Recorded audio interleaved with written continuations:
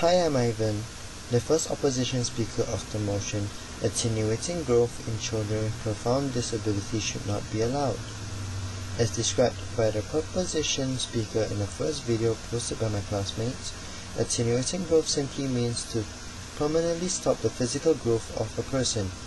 In this case, we are looking at a girl named Ashley. Based on this case, I would like to point out that at the time her parents were discussing with the doctor, Ashley is undergoing rapid growth physically, but she did not develop more than 3 months mentally.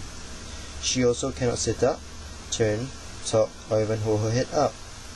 However, she will respond to sounds like her parents' voice and to music.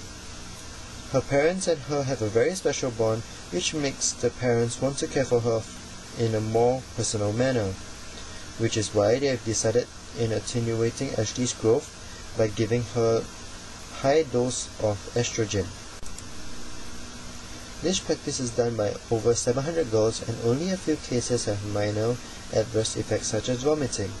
The major side effects will include thrombosis and painful rapid breast growth, which will be eliminated by hysterectomy and surgical prevention of breast development. Ashley's family tree also have a history of large breasts, and her parents find it a better option to remove her breast buds to prevent Ashley from having large breasts, which will be uncomfortable for her. The opposition has made some points that we, the opposition, would like to address.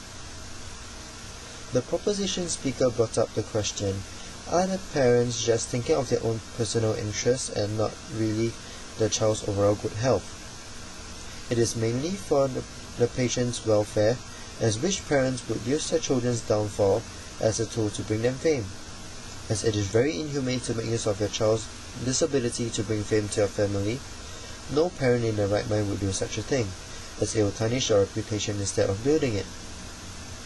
Since Ashley is completely dependent on her caretakers for all aspects of her care, reducing Ashley's weight and size will not only reduce the demand and stress on the caretakers, it will allow her caretakers to give her the best possible care, and if she is easier to remove, she will tend to be moved and adjusted more often to her advantage, which will be more comfortable for her.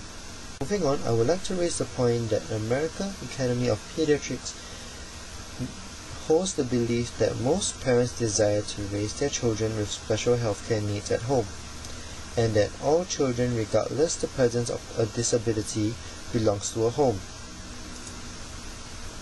Ashley's parents were quoted to fear that without any intervention, their daughter would be put in the hands of strangers.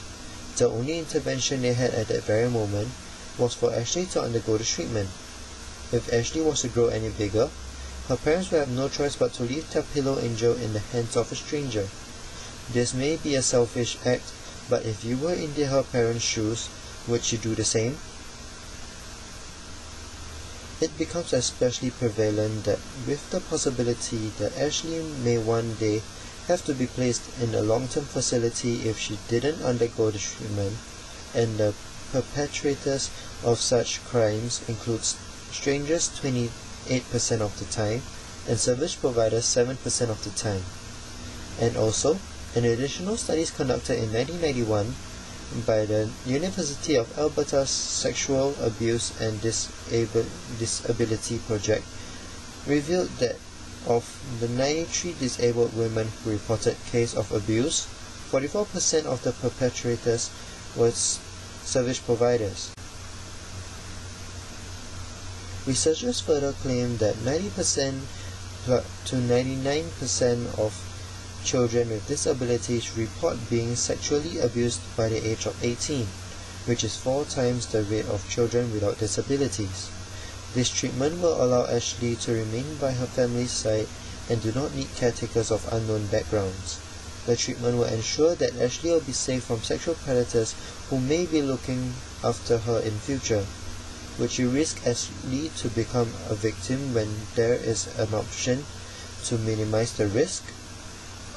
All Ashley's parents are trying to do is just to keep their precious child safe by their side. Is it wrong to want to look after your own children forever? I would want you to just take a moment to close your eyes and put yourself in Ashley's parents' shoes. What would you have done?